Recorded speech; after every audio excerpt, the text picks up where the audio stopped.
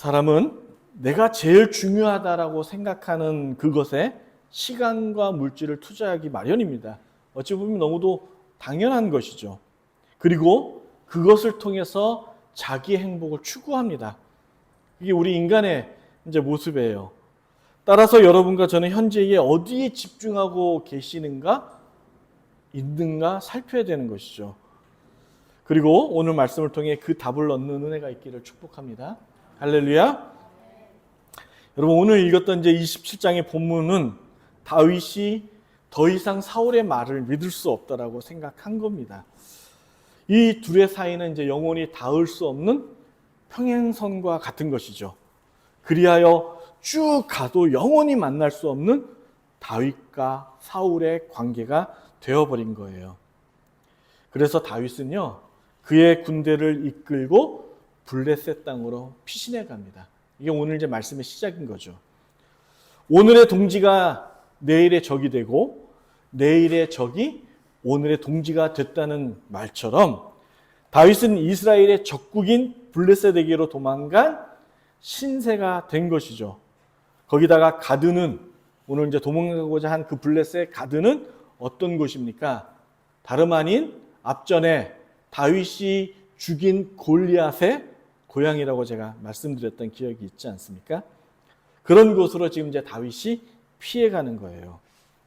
사랑하는 여러분, 27장은 우리 성도들이 그냥 읽기에 참으로 아이러니한 말씀으로만 이제 가득 차 있어요. 여러분, 블레셋은 어떤 땅입니까? 하나님의 통치를 거부하는 이방 나라, 이방 세상을 상징하는 그러한 성경에서 그러한 나라로서 우리에게 그려주고 있지 않습니까? 따라서 다윗이 이스라엘의 그 사울을 피해서 도리어 이스라엘을 위협하는 세력이 오늘 된 거예요. 다윗의 이 같은 선택은 사울과의 지긋지긋한 악연을 어떻게 해서라도 끊고 싶었다는 데에서 이 내려진 결정이라는 것이죠. 여러분, 1절 하반부의 말씀을 보면 다윗은 이렇게 얘기합니다. 사울이 이스라엘의 온 영토 내에서 다시 나를 찾다가 단념하리니 내가 그의 손에서 벗어나리라. 그러니까 이제 블레셋으로 도망가는 이유에 대해서 1절에부터 기록하고 있는 거예요.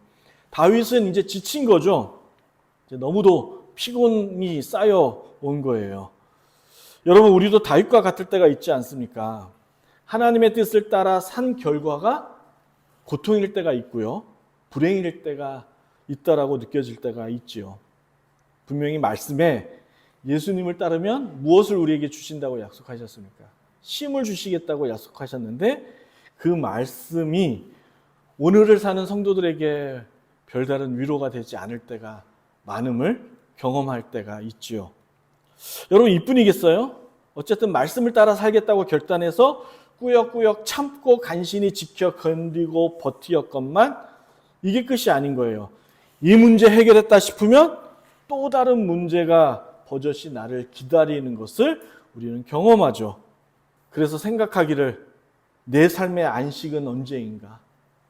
내 삶의 안식이라고는 꿈도 꿀 수 없는 이 현실을 대면하면서 나에게는 쉼이 없는가? 그러면서 하나님이 나를 사랑하는 것이 맞는가? 나를 위로하시고 나를 격려하시는 것이 맞는가라는 의문 속에서 여러분과 제가 신앙생활을 할 때가 많이 있음을 보게 됩니다. 지금 27장에서의 다윗의 모습은 우리들처럼 이렇게 한계를 만나 부닥친 그 다윗의 모습을 우리가 보게 되는 것이죠. 그는 영적으로나 육체적으로나 모든 게 지쳐 있는 거예요. 여러분, 생각하기를 다윗의 시대를 생각하셔야 돼요. 지금처럼 뭐 차가 있고 슈퍼에 가서 먹을 것을 살 수 있고 뭐 이런 시대가 아닌 거예요. 뭐 스마트폰으로 버튼 하나 누르기만 하면 즉각 그 다음날 음식이 올 수 있는 그런 시대가 아니라는 거예요. 그의 삶에서 현재 안식이라고는 눈뜨고 찾아볼 수 없는 그런 현실을 다윗이 지금 대면하고 있는 것이죠. 그러므로 다윗은 사울을 피해 블레셋으로 망명할 것을 결정하고 그렇게 떠난 것입니다. 그런데 여러분, 다윗의 군대가 작은 수입니까? 3절에 보면 다윗과 그의 사람들이 저마다 가족을 거느리고 이렇게 표현했어요.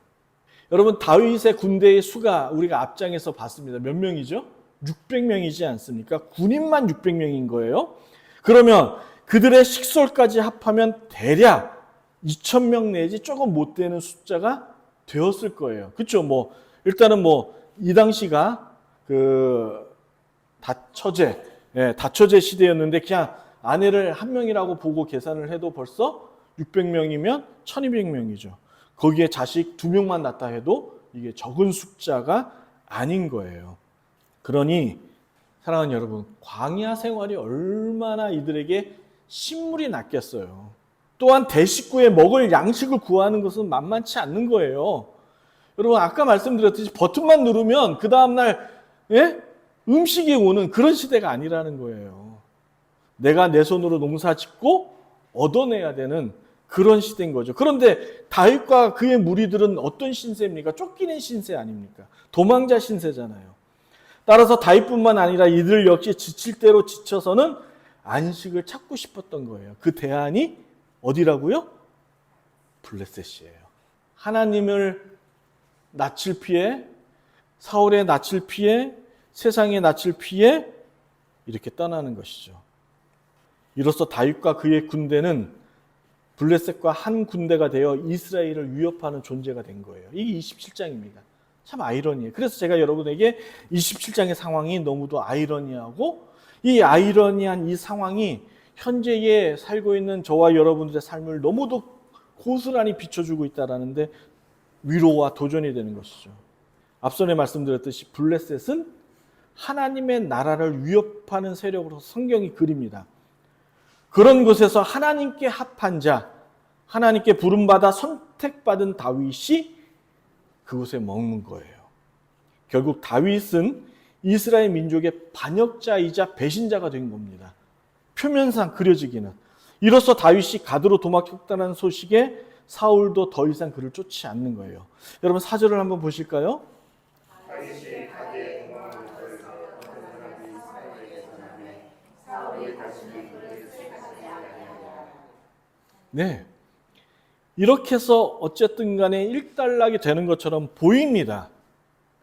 사랑하는 여러분, 지금의 문제를 해결했다고 해서 끝난 게 아니라고 말씀드렸어요. 다윗을 피해 가드로 가기만 하면 다윗과 그의 군대는, 그의 식솔들은 안식을 찾을 수 있을까라는 생각을 했던 겁니다. 그런데 그게 그렇지 않은 거예요. 다윗이 누굽니까? 이스라엘의 영웅이자 싸움에 능한 사람 아닙니까? 그러므로 인해서 블레셋 안에는 고운 시선으로 다윗을 바라볼 리가 없는 거예요. 여러분 앞선에 한 번 더 블레셋으로 다윗이 넘어갔던 적이 있습니다. 홀로.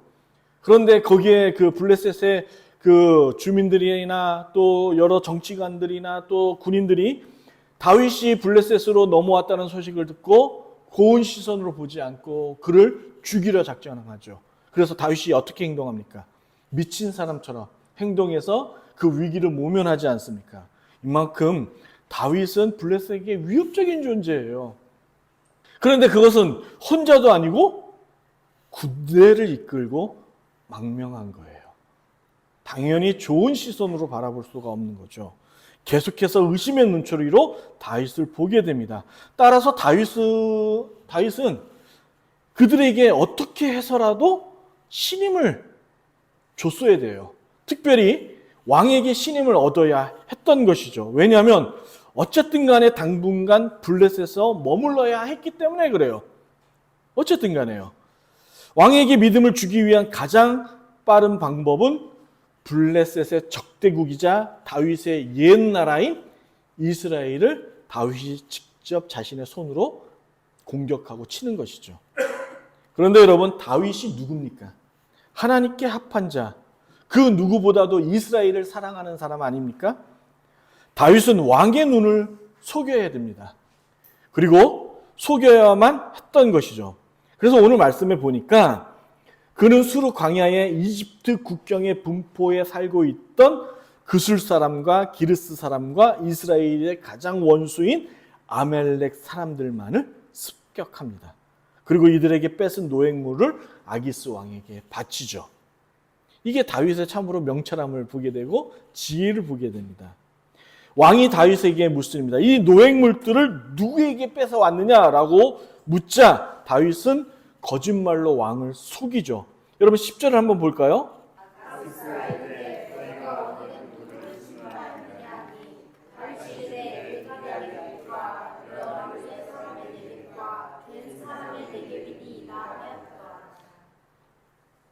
지금 읽은 본문에서 네겝이라는 말은 팔레스타인의 남쪽에 있는 그 마른 땅인 거예요. 혹시 여러분 이스라엘이란 지도가 머릿속에 그려지십니까? 뭐 대충 이렇게 있으면 이쪽이 이집트거든요. 그러니까 이집트를 국경으로 하고 있는 바로 그 지역의 이 남쪽 땅이 네겝인 거예요. 네겝. 그래서 마른 땅을 히브리어로 네겝이라고 하는 거예요. 그냥 우리말로 그냥 땅이에요. 땅. 같은 말인 거예요. 그러니까 유다 네겝이라는 말은 유다 민족, 자기 민족. 다윗이 어디 민족 사람이에요? 어디 족속이에요? 유다 족속이죠. 유다 지파잖아요. 남쪽에 있는 자기 지파 사람들을 침략해서 뺏어서 바쳤다라고 지금 거짓 보고하고 있는 거예요. 이렇게 해서 다윗의 말을 믿고 왕은 다윗을 신임하는 데 성공하는 것이죠. 그런데 여러분, 제가 27장이 앞전에 아이러니하다라고 말씀드렸어요. 그리고 오늘날 성도들에게 깊이 생각해 볼 것이 있다라고 말씀을 드렸죠. 여러분, 제가 이런 질문을 여러분에게 해보겠습니다. 여러분 한번 생각해 보세요. 성도가 하나님을 믿는 백성이 여러분 어디까지 거짓말할 수 있는 겁니까? 여러분 이 모든 게 지금 거짓말이라니까요. 지금 다윗은 거짓말을 하고 있는 거예요. 지금 다윗은 누구의 것들을 노략질한 거예요? 그술 사람과 기르스 사람과 아멜렉 사람들의 것을 노략질해서 왕에게 바친 거예요. 거기다가 여러분 더 끔찍하고 잔인한 장면은 이 거짓말이 들통이 날까봐 다윗은 그술 사람과 기르스 사람과 아멜렉 사람들을 모조리 죽이는 끔찍하고도 잔인한 일을 벌이게 됩니다. 여러분 11절 볼게요. 다윗이 남녀를 가리지 않고 죽이고 이렇게 시작합니다. 가두로 데려가지 않는 것은 그들이 다윗의 정체를 알아 다윗이 그런 일을 하였다고 폭로할까 두려웠기 때문이다. 다윗은 블레셋 사람의 지역에 사는 동안 언제나 이런 식으로 처신하였더라. 여러분, 그 시대에 다윗이 살았던 시대의 노예는 아주 중요한 경제 자원이에요. 다시 말해 전쟁포는요, 그 나라의 경제를 움직이는 것뿐만 아니라 국방을 지키는 데에 군인으로서도 많이 활용되었던 것이 여러분 전쟁 가운데 획득한 노예입니다. 그러니까 소중한 인적 자원인 거죠. 그럼에도 다윗은 자신의 불법을 감추기 위해 죄 없는 사람들을 무자비하게 죽인 겁니다. 죽인 거예요. 사랑하는 여러분, 지금 방금 다시금 이 내용을 생각하면서 생각해 보기를 여러분 이 같은 말씀들을 성경에서 이제 읽다가 접하게 되시면 어떤 생각이 드세요? 그냥 아무 생각 없이 넘어가십니까? 저는 마음이 되게 불편합니다. 이런 말씀을 보면서. 왜냐고요? 아니, 다윗이기 때문에 불법을 저지르고도 그에게는 복을 주고 도덕적으로 윤리적으로 깨끗해도 하나님께 처벌받는 것은 이게 뭐죠? 오히려 역차별 아닙니까? 이게 너무 불편한 것이죠. 다시 여러분 제가 앞서 질문드렸던 것처럼 오늘날 신자가 어디까지 거짓말해도 되는 겁니까? 분명 십계명에서는 살인하지 말라, 거짓말하지 말라라고 6, 7계명에 분명히 경고하고 있고요. 여러분 십계명은 그냥 우리가 도덕적으로나 윤리적으로 참고할 참고사항이 아니에요. 아니에요. 이 십계명은 여전히 지금을 살고 있는 여러분과 저에게 유효한 하나님의 말씀이라 말씀드렸죠. 할렐루야. 지켜도 되고 말아야도 될 것이 아니라 지켜야 되는 거예요. 그래서 가나안 땅에 들어가기 전에 모세가 제2세대인 그 광야에서 출생한 백성들을 데려다가 가나안 땅에서 어떻게 살아야 된다는지에 대한 그 지침을 십계명의 바탕으로 말씀을 했어요. 뿐만 아니라 신약시대에 예수님도 제자들에게 가르칠 때에 그 바탕이 십계명이었고 사도들 역시 초대교회를 이루고 그 이루는 가정 속에서 지침이 되었던 그 바탕이 무엇이었냐면 십계명이었죠. 왜 그렇습니까? 십계명은 하나님의 나라의 가장 근간이 되는 법이기 때문에 그렇습니다. 그래서 지켜도 되고 안 지켜도 되는 것이 아니라는 말씀이죠. 국가가 전시 상황에서 나라를 지키기 위해서 어쩔 수 없이 이웃을 죽이는 경우에 우리가 그렇다 쳐도 무고한 사람을 무참히 죽여도 되는 건가? 라는 말씀을 드리는 거예요. 누가? 다윗이. 여러분 어떻게 생각하세요?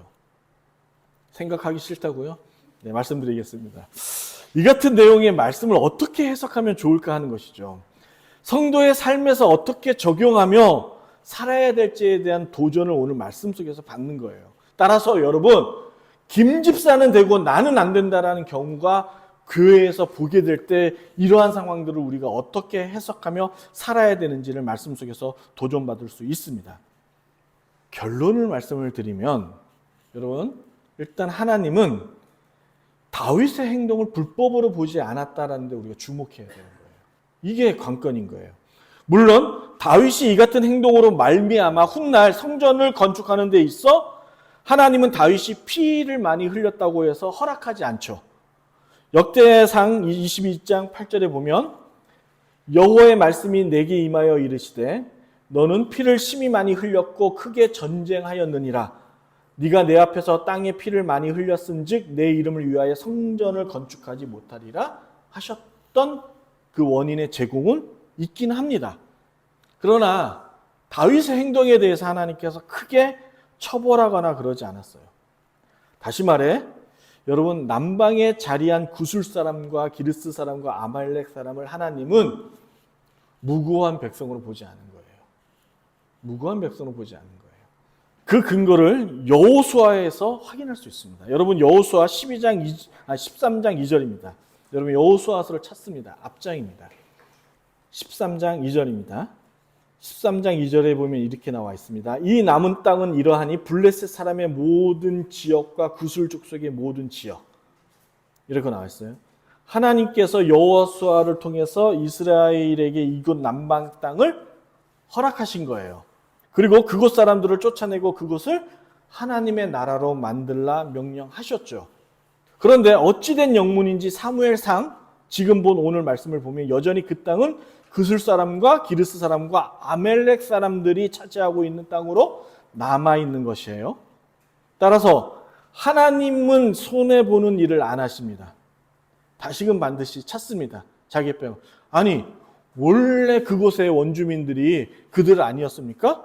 그런데 애굽의 노예로 있다가 군대를 일으켜서 그 땅 역시 뺏은 거 아닙니까? 이 의문에 대해서, 이 질문에 대해서는 나중에 훗날 신명기를 통해서 여러분과 함께 나누고요. 거기까지 가면 오늘 설교가 끝나지 않으니까 어쨌든 간에 사무엘상에 보면 여호수아를 통해서 그 땅을 들어갈 때 하나님께서 그 땅을 하나님의 나라로 만들려고 했습니다.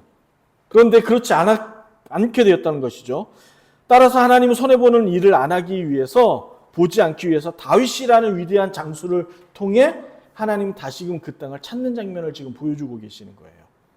여러분, 다윗은 자기 군대와 그 식솔들을 머물 수 있는 땅을 아기스에게 요청하죠. 오늘 말씀에 보면. 그런데 여러분, 그 땅이 무슨 땅입니까? 시글락이에요. 여러분, 시글락 땅은 과거 유다 성읍이었습니다. 유다 성읍. 유다 땅이었다고요. 이 사실을 아십니까? 그런데 성경이 어떤 원인에서 빼앗겼는지는 말하고 있지는 않으나 지금 현재 다윗이 피해 있는 이 블레셋 상황에서 남방에 위치한 이 땅이 지금 현재 블레셋에 속해져 있는 거예요. 여러분, 이것도 여호수아를 통해서 한번 보겠습니다. 여호수아 15장 20절입니다.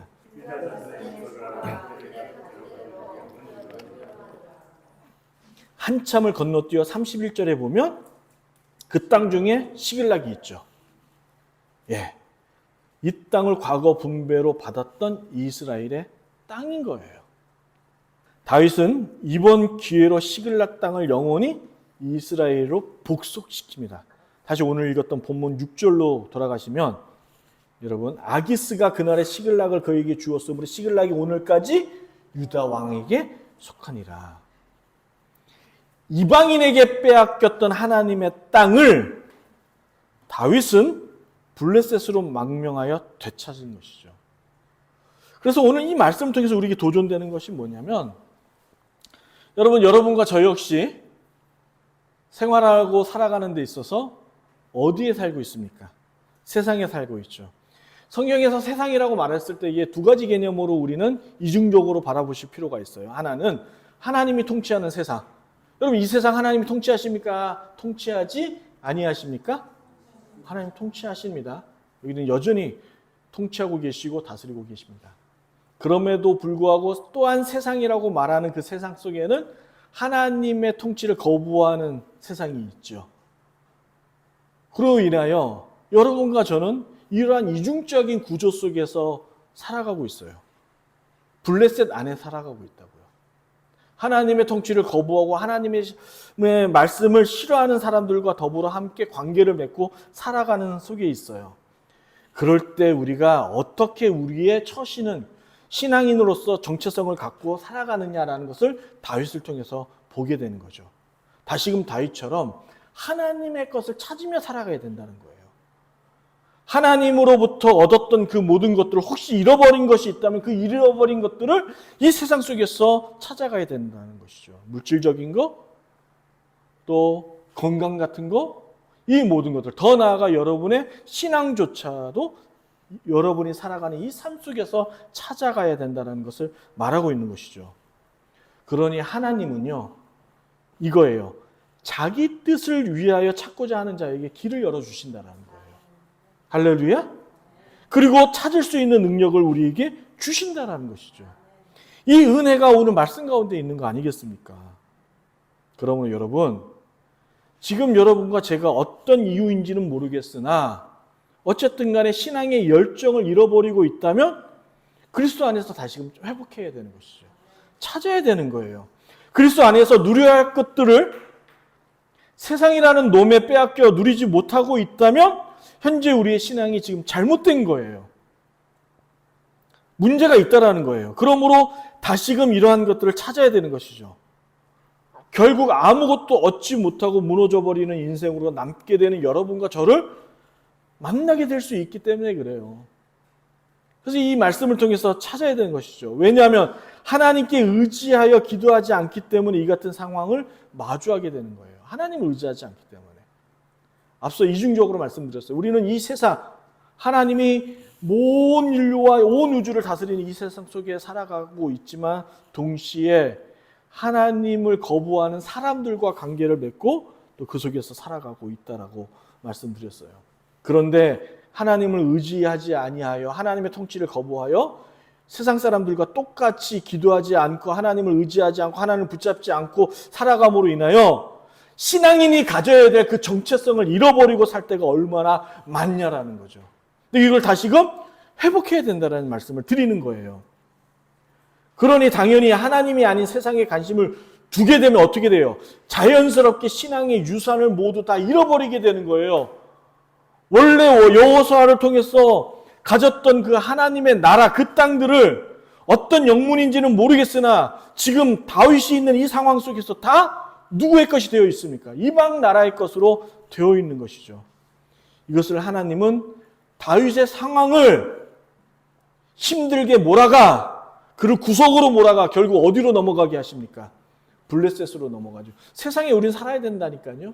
저와 여러분 싫어도 좋아도 어쨌든 간에 세상에 나가서 하나님을 거부하는 사람들과 함께 관계를 맺고 살아야 된다고요. 그럴 때 어떻게 살아야 되느냐? 잃어버렸던 것을 찾아가면서 살아야 된다는 것이죠. 따라서 이렇게 우리가 우리의 신앙의 유산과 열정을 잃어버리는 데는 어디에 있다고요? 하나님을 의지하지 아니하고 살아가는 데 있어요. 그리고 이 의지하지 아니한다라는 대표적인 신앙생활 가운데 보여지는 것이 뭐냐면 기도하지 않는 것이죠. 성도가 함께 모여 기도하지 않는 거예요. 따라서 성도가 기도하지 않으면 첫째로 소명을 잃어버리게 됩니다. 소명을 잃어버려요. 그래서 소명을 잃어버리게 되므로 이 하나님의 마음이 세상의 것으로 가득 차서 세상에 빼앗기는 일을 겪게 되는 거예요. 여러분, 사명과 소명은 다르죠. 여러분, 소명은 하나님께서 우리를 부르신 이유가 있다는 거예요. 아멘? 그러니 성도로서 우선히 해야 될 일들을 이 땅에 살아가면서 망각하게 되는 것이죠. 두 번째, 정직한 거룩성을 빼앗기게 됩니다. 정직성을 잃어버리게 되는 거예요. 하나님에게도 사람에게도 정직하지 못해서 늘 어두운 동굴만을 찾는 사람이 되어간다라는 거예요. 따라서 이런 일이 반복되고 습관화가 되면 자연스럽게 하나님과 관계되는 것을 싫어하게 되는 것이죠. 왜요? 여러분, 어둠은 빛을 싫어합니다. 마지막 세 번째로 기도하지 않으므로 모든 문제를 세속적으로 해결하는 그리스도인을 보게 되는 거예요. 모양은 그리스도인이고 주일 11시면 꼬박꼬박 교회는 나와 있으나 세상에서 살아가는 모든 방식이 세속적이고 세상적인 방법을 찾아 해결하려고 하는 어리석은 기독교인을 목격하게 되는 거예요. 그리고 그 세속적인 욕구를 통해서 자기 행복을 찾는 사람을 발견하게 되는 것이죠. 여러분, 이 세 가지에 대해서는 다음 주 사울이 사무엘이라는 귀신을 불러내는 장면을 통해서 다시 한번 묵상하도록 하겠습니다. 여러분, 기도하는 시간 갖겠습니다.